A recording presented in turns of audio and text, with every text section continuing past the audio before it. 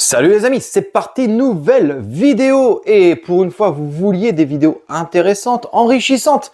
Cette vidéo est faite pour vous. Beaucoup utilisent des visseuses comme ça pour polir, alors que ce soit la carrosserie ou des compteurs de voiture d'ailleurs, hein, j'ai jamais fait, mais bon bref. Et du coup, bon ben voilà, on sait que visseuse, un seul axe, mouvement rotatif. On entend beaucoup hein, que lorsque tu vas décaler ton pad comme ça du plateau, tu vas reproduire un semblant de mouvement orbital. Alors, je vais te remontrer. Je vais essayer de mettre après la vidéo en ralenti, ok? Je te montre le mouvement rotatif. Ok, là j'ai mis doucement, hein. Tu le vois bien, mouvement rotatif, le pad tourne sur un seul axe. On va le décaler, je vais exagérer. Là je l'ai bien décalé, ok? Pareil, je vais tout doucement, regarde le pad.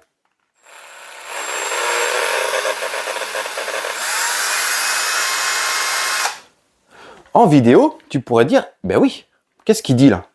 Ça fait un mouvement orbital. On voit très bien le pad faire un mouvement orbital. Eh ben les amis, je suis dans le regret de vous annoncer que vous vous trompez énormément. Et malheureusement, ben, c'est qu'en fait, lorsqu'on vous donne des informations, parfois, très erronées, ben, vous les analysez pas. Et pour ça, moi, ben, pour vous faire comprendre la chose, hein, comme quoi ça sert strictement à rien, vous ferez autant d'hologrammes que vous mettez le pad bien centré sur un plateau ou décalé. D'ailleurs, de mon sens, hein, c'est moins risqué de le centrer, d'accord? Parce que si tu le décales et que tu viens taper, d'accord, dans ta carrosserie ou dans un angle ou un truc comme ça, eh ben, tu vas marquer. Donc voilà. Moi, je te recommande, hein, si tu utilises une visseuse, de le centrer. Les hologrammes, t'en auras pareil. Et après, ce sera juste ta finition à venir travailler doucement, d'accord, avec un pad très soft, avec des polishes très fins, pour pouvoir venir rattraper tes hologrammes. Voilà. Maintenant, ben, pour te montrer ça, je t'ai préparé une petite maquette en mode c'est pas sorcier. Tu te rappelles de cette émission? Allez, c'est parti. J'approche la maquette, j'approche la caméra et on voit ça ensemble de suite. Bon, les amis, c'est pas sorcier.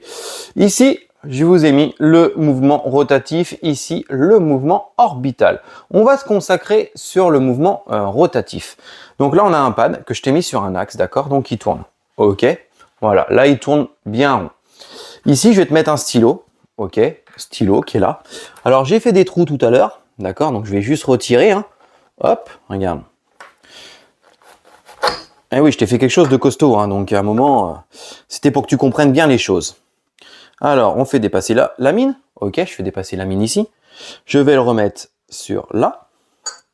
Et ici, on va venir remettre l'axe, entre guillemets. Et ton plateau, il est voilà. Alors, bien évidemment, hein, ça peut peut-être faire des petites vagues. Ok, hein, sois tolérant. On va faire comme si on tournait en mouvement rotatif avec le pad bien centré sur le plateau. Allez, c'est parti, on va faire un tour complet. Ok ? Voilà, bon, on va voir si le stylo il a appuyé, hein. Ça, je suis pas à l'abri que ça n'a pas marché. Alors, on retire la petite, hop, ici cale. Ah, qu'est-ce qu'on a? On a bien donc un mouvement rotatif, ok? Ici, comme tu peux le voir, j'ai percé le pad. Toi, j'ai gaspillé un pad, hein, pour la vidéo. Donc ici, on va le décaler comme si l'axe, tu vois, regarde, ici, voilà, l'axe en fait était décalé, enfin le pad était décalé du plateau. Donc, c'est-à-dire qu'on a un axe qui est complètement, regarde, je te montre sur la visseuse. C'est comme si je mettais mon pad comme ça, d'accord? Et l'axe ici, il est complètement décalé du pad. Ok? C'est exactement ce que je reproduis. Alors, on va remettre. Alors, est-ce que peut-être que ça va suffire pour cette démo? Alors, bon, ça se trouve, j'ai même pas besoin. Ouais, j'ai pas besoin. Regarde. Alors, je remets le stylo, hein. Ok, donc je remets le stylo à son emplacement. Voilà. Je mets sur son axe. Donc là, on est d'accord, j'ai décalé. Et c'est parti, on refait un tour. Ok? Allez, on refait un tour.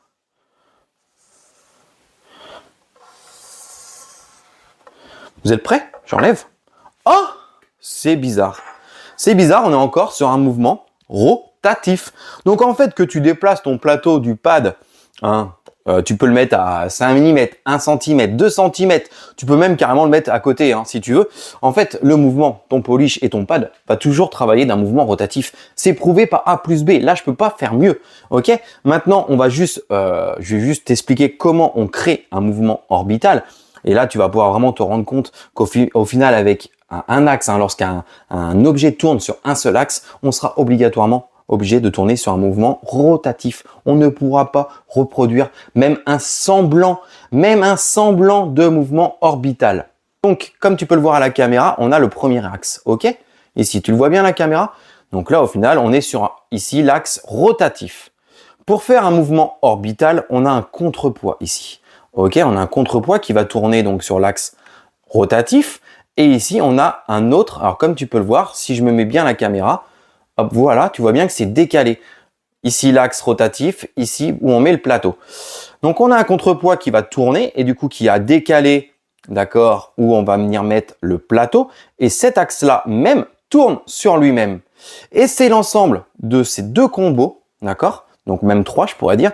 Ici, un axe rotatif, un contrepoids et un autre axe décalé vide, d'accord? Donc, qui tourne dans le vide, qui va permettre d'avoir et d'obtenir un mouvement orbital. Ok? Je vais te mettre la nano juste en action pour que tu puisses t'en rendre compte toi-même. Regarde bien, ça va faire du bruit un petit peu. Et regarde.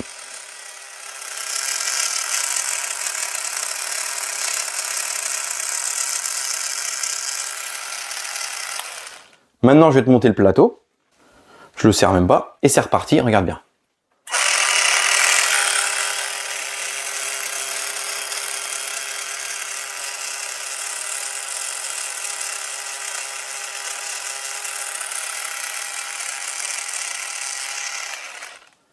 Et là, on a bien un mouvement orbital. On a un axe qui tourne avec un contrepoids qui vient faire retourner un plateau décalé qui tourne sur lui-même.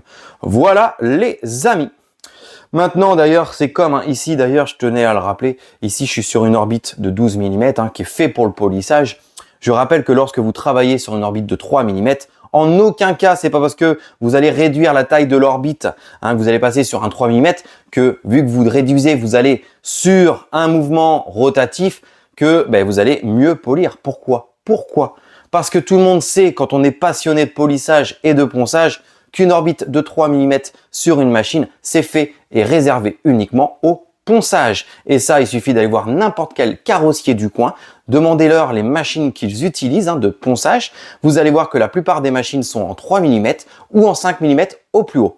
Voilà. Et une orbite de 3 mm sur n'importe quelle machine va servir uniquement au ponçage parce que ça procure uniquement des vibrations. Alors oui, ça peut tourner un tout petit peu, mais c'est très léger. Donc on ne polira jamais avec une orbite de 3 mm. Bon voilà les amis, l'émission C'est pas sorcier de la journée touche à sa fin. Donc vous voyez comme quoi des fois, quand on vous donne des informations, si vous avez le moindre doute, n'hésitez pas à tout reproduire sur papier, vous posez les choses et vous regardez. Et comme là, ici, l'exemple c'est juste flagrant, au final, je peux pas faire mieux. Je peux pas faire mieux. Donc vous voyez les amis, tous ceux qui utilisent des visseuses ou des machines rotatives, qui pensent qu'en décalant son pad, vous allez reproduire un mouvement orbital et du coup créer beaucoup moins d'hologrammes, c'est totalement faux, d'accord? Et c'est juste du bon sens. Voilà les amis, bon j'espère en tout cas que cette vidéo vous aura plu. Comme d'hab, n'hésitez pas à liker, si vous avez des questions, c'est en commentaire. N'hésite pas à t'abonner et nous on se retrouve très vite pour une nouvelle vidéo. Salut!